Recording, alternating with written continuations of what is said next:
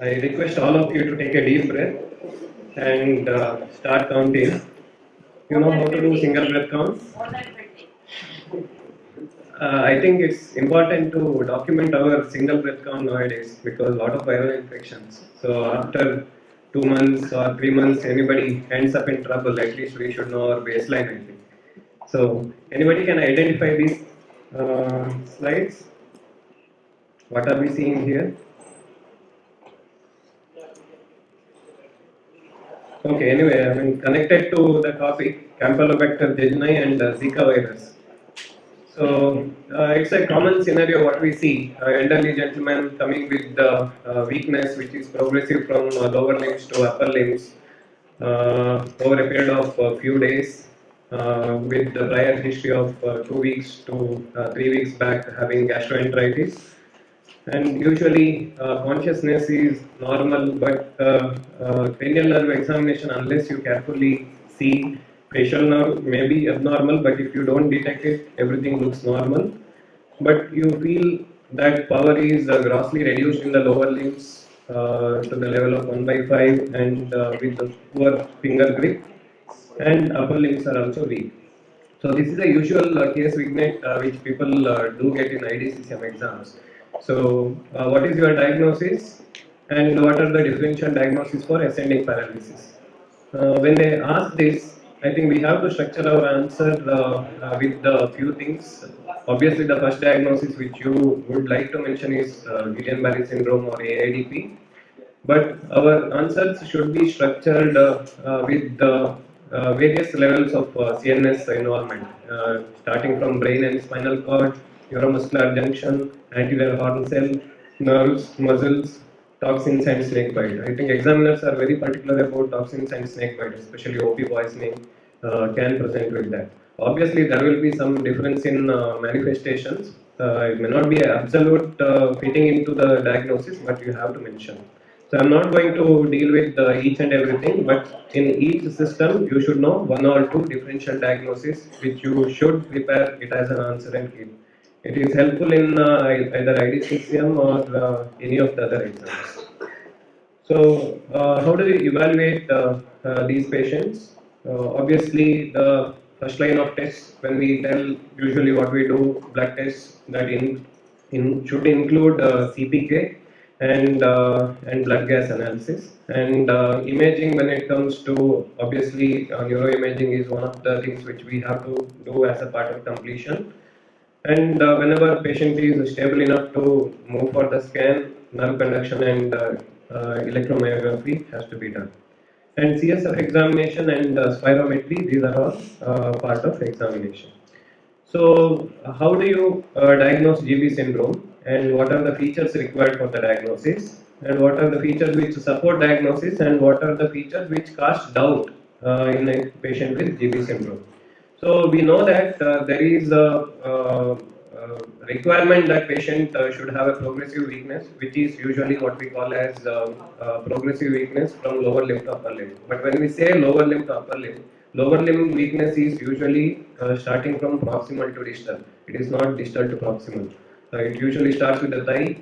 Most of the time, complaint is morning. I mean, unfortunately, we don't have Indian toilets in most of the places, but it is difficult in getting up from squatting position. I mean, that is the first complaint which most of them have. And when we go back and ask the history, we find out that. And obviously, absence of reflexes, and the onset is usually subacute. When we say subacute, it is usually over a period of 7 days to 14 days, then plateaus, then after 28 days, either improvement happens if intervention is done. Even without intervention, sometimes improvement can happen. So there are other things which we should know, associated symptoms. So coming to that, important thing what we should know, cranial nerve involvement, especially in the form of facial nerve, bifacial weakness, and bulbar involvement in progressive patients. And autonomic dysfunction is a part of GB, but usually happens in a later phase, usually after 7 to 10 days. We don't see them having in early phases having too much of autonomic dysfunction. So there are subvarieties, anyway, I'm coming to all that. But whenever we are suspecting, we can use what we call as nerve conduction study, or we can use a CSF examination. But almost all of them are more suggestive at the end of 1 week. So in the first week, there are hardly anything which will give you clue.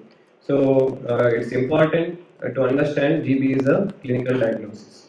So there are few features which cast doubt about GB. That is like if patient is coming with very high grade fever at the onset. For example, patient is having acute weakness which worsens overnight. Like for example, a snake bite. When we talk about snake bite, they can have severe abdominal pain with overnight weakness developing. That is like great presentation. So, I mean, these kind of things, should cast doubt about GB. Before we label somebody, it's better to rule out other diagnosis. And if obviously somebody has acute bladder involvement, which is again not common, absolute sensory level, I mean, these things are against GB. But sensory symptoms may be persistent, sensory signs are not a part of GB. So variance is a common question asked in exam. Something which comes with the sensory symptoms with the whatever classical what we call as sensory motor, and there is a pure motor variety and parapletic variety, pharyngocervicobrachial variety, and something which can come as a pure sensory also, but again it is not very common. And Miller-Fisher is something which has ophthalmoplegia, ataxia, and anything else? What is the third component? You might forget. Ophthalmoplegia, ataxia, and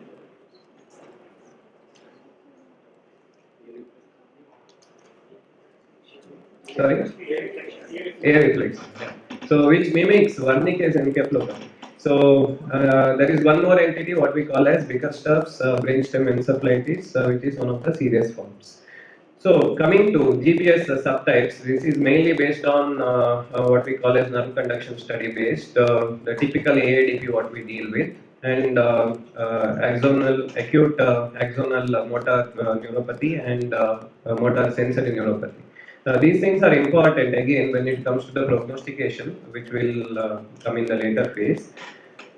So important in Aman Amsan variety, the point of hit is in the nodes of Ranvier, whereas in case of AADP, it is usually the myelin sheath. So nerve conduction study, if you ask me minute details, even I won't know, but some things you need to know in the exam to at least to tell what are the classical features. There is something called prolonged distal motor latency, then reduced conduction velocity. These things are common for most of them. And there is something called as prolonged F wave latency, and there is something called absent H reflex also. So, sural nerve sparing is something which you have to mention in the exam, which is again more in favor of a GB syndrome. And in prognostication also, when there is reduced muscle action potential, that is one of the predictive factors to tell that patient is not going to do well. So ultrasound, I mean, taking a lot of upper hand where cranial nerve root ultrasound, even peripheral ultrasounds, they have started doing, but cranial nerve root ultrasound showing inflammation is one of the features. Even in MRI, what they tell, whole spine MRI being normal, and only the sacral root inflammation is one of the features. So CSF examination, all of you should know that there is something called as albuminocytological dissociation. What does it mean? When we say albuminocytological dissociation, so normally when protein is elevated, you expect cells to be elevated, but here cells are not elevated compared to the amount of protein elevation. But in few scenarios where you can have high cells even in GB, maybe less than 50, but there can be high cells. That is in case of retroviral disease, especially in seroconversion phase. Like they may not have been diagnosed of HIV itself, but even in seroconversion phase, before they are tested positive itself, they can go into GB. So how would you approach this patient? When will you admit this patient to ICU? And how are you going to assess this patient for evolving respiratory insufficiency? This is important for your routine practice as well as for exam. The European guidelines, I think 2023, what guidelines they have come up with, they have introduced something called as a modified EGRI score. where bulbar weakness and time from the onset of weakness to the worsening or to the admission, and neck muscle flexion and hip flexion. I think these components only they have taken. This is different from the old EGRI score. Anyway, I will show that where they have tried to cut down the examination part where you can assess with the neck muscle as well as hip flexion. So based on that, they have divided who are at high risk, who are at low risk, and based on other factors like what is the duration at which they have presented, whether it is less than 7 days of progression, whether there is inability to cough, GBS disability score, there is one more, and whatever inability to lift arm. I think this is what we should usually examine and practice: neck muscle weakness and abnormal liver function. And obviously, clinical assessment, post vital capacity is something which we are supposed to do. And if it is less than 60% predicted, that is one of the risk factors. Based on all these things, if somebody has a high score with MGRIS, or if they have the risk factors 4 or more, or if they have what we call as clinical assessment, any of these things positive, like if they are aspirating already autonomic dysfunction, they are at high risk, they need ICU, they need immediate intervention. So once you admit patient, ideally you are supposed to monitor post vital capacity, so-called MV, maximal expiratory pressure, and maximal inspiratory pressure. I'm not sure whether we do it routinely, but ideally if we have a setup where we can assess, there is something called as rule of 20, 30, 40, which I think commonly asked in exam, please read about it. So, but in clinical practice, I think most of the time we end up assessing their cough, we end up assessing their neck muscle weakness or shrugging of shoulder weakness, and most of the times I think it is a blood gas which gives us some clue. Can we wait for PCO2 of 50 with the pH of 7.29 in a patient with GB syndrome? So why am I telling? If somebody has a imminent respiratory failure, or if somebody is deteriorating, they will have near normal PCO2, and pH tilting into whatever respiratory acidosis is a near arrest site. So better not leave such patients in the ward. They should be in ICU, they should be picked up early, and they should be intubated early. So please concentrate on these 4 points. One is what we call as autonomic dysfunction, if already is there, swallowing issues, if already is there, and if somebody has evolving whatever respiratory distress, and rapid progression of weakness. If these 4 points are met, they should be in ICU, they should be addressed early. This you should know for your exams. So, and old EGRI score, if somebody is not familiar, examiners, you may be expected to know the old score also, which concentrates again on the days of weakness, starting of illness to the admission, the weakness progression time, facial involvement or bulbar involvement, and MRC score. But here you have to examine all 6 groups of muscles in both limbs. Which is going to be a tedious process. That is where modified EGRI score has come. So, what are the treatment options available? Is there any role of steroid? And what is the treatment in pregnancy? And what is treatment related fluctuation? So, all of us know the standard treatment which is recommended, that is IVIG or plasma. So which one is superior? There are studies which tilt in the favor of plasma. There are studies which in the first 2 weeks, there are studies which say IVIG is better. But however, overall, whatever studies have come, they have shown both are equivalent.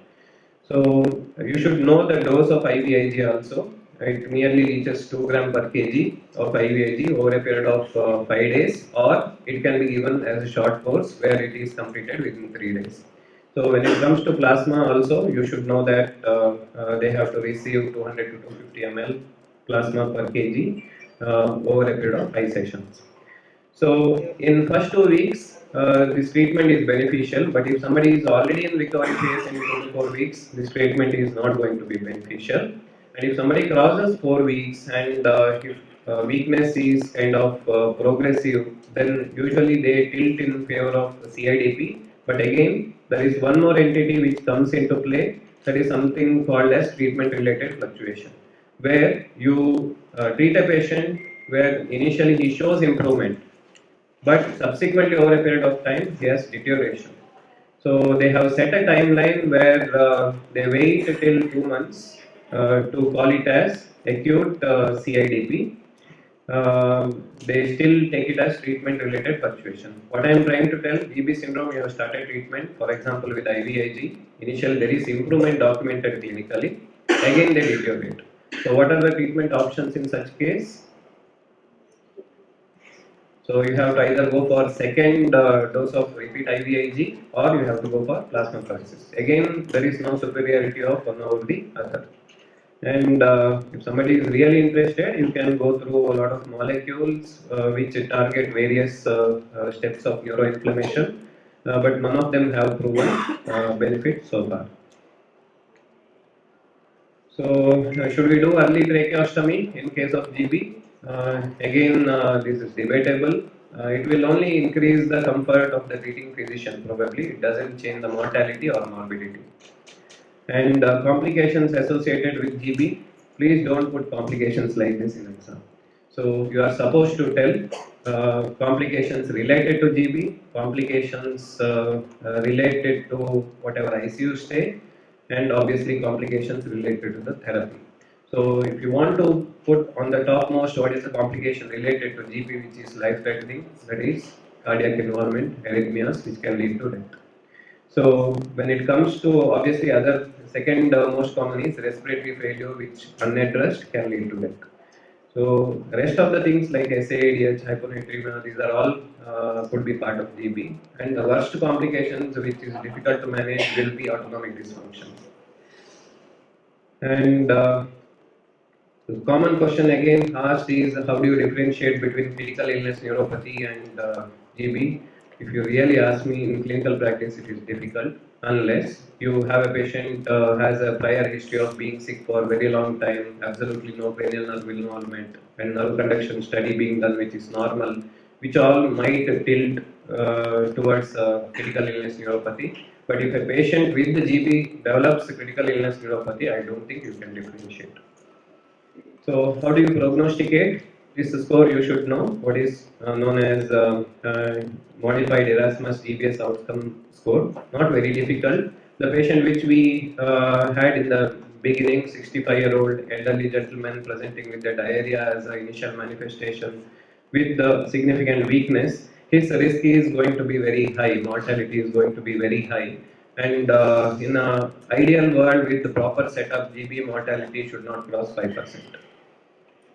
So this is the summary of that, and some articles I think we'll share other than what Dr. Manjunath would have already shared. So the next topic is myasthenia. So when it comes to myasthenia, you may or may not get an IDCCM, but if you get myasthenia, you should know that it is a neuromuscular junction problem where receptors in the neuromuscular junction have antibodies. But when we talk about antibodies, there are various antibodies. I think if we see next year, this portfolio would have extended further. But most common one is acetylcholine receptor antibody, which is usually screened, and the MuSK is the another one. Then LRP4 antibodies and titin antibodies, which is common in severe and late onset myasthenia. These numbers not very fancy, but we should know because again with the interest of exams, the mortality is around 4%, and when somebody ends up on ICU ventilation, median ventilation described is nearly 17 days, and it can have peaks again when it happens in elderly women and men are almost equal involved, and once patient is diagnosed of myasthenia, within a year they go through a crisis, and lifetime crisis risk is around 20%. And the muscle weakness, usually intercostal, accessory, and diaphragm. This is the order of involvement. And obviously, rule of 20, 30, 40 is something which you can apply here also. But ultimately, it is important how we examine them clinically and look for warning signs.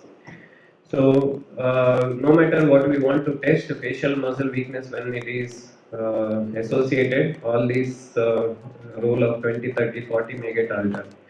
Okay, so important must is one where you can have bulbar weakness prior to respiratory muscle weakness. So, in such patients, I think they present with initial rapid deterioration itself. So whenever you use succinylcholine, we should know that it is not going to act because all receptors are blocked and it is going to be less potent. If you are using non-depolarizing, you are going to use with lesser dose. And extubation, you can't give a SBT of 20 minutes and extubate them. You have to give them a prolonged extubation trial before you go ahead with extubation.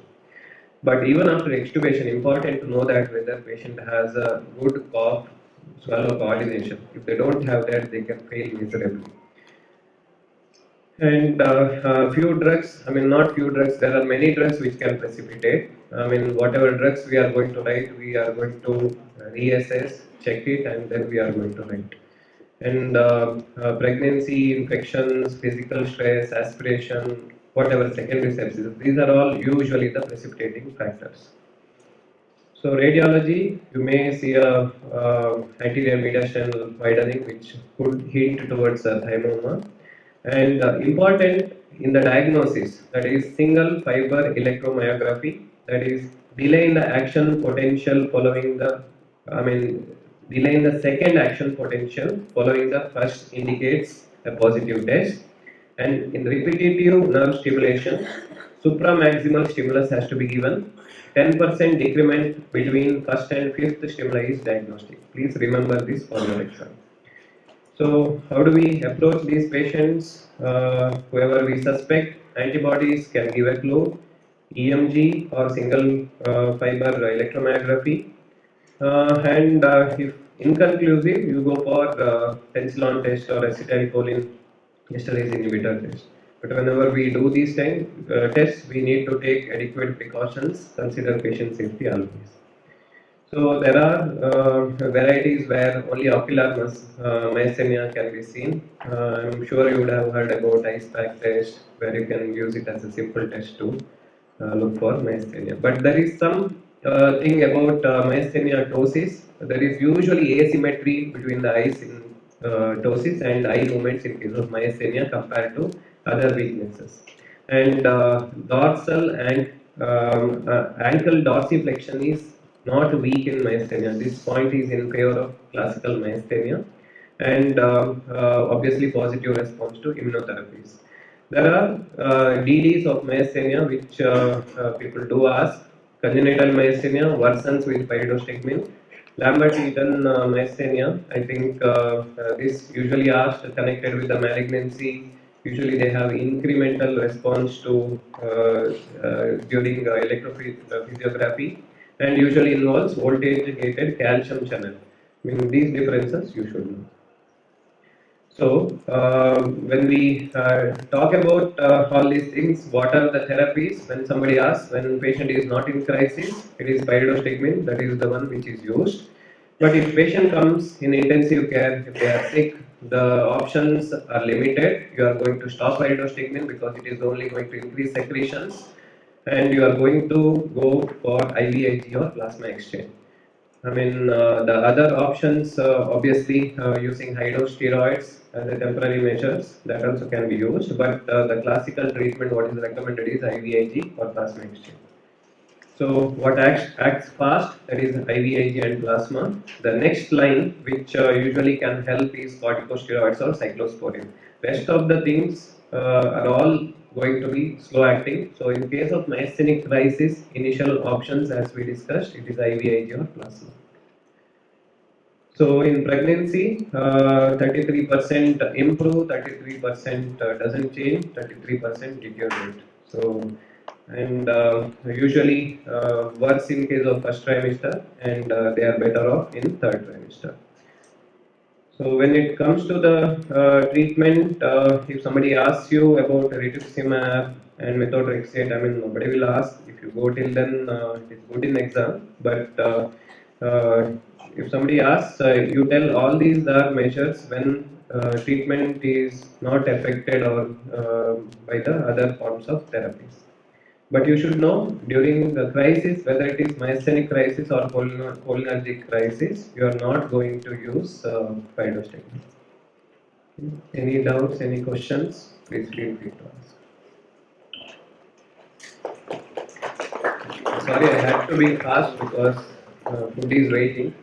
And I thank Rajesh Shetty sir, Mannath sir, entire MS.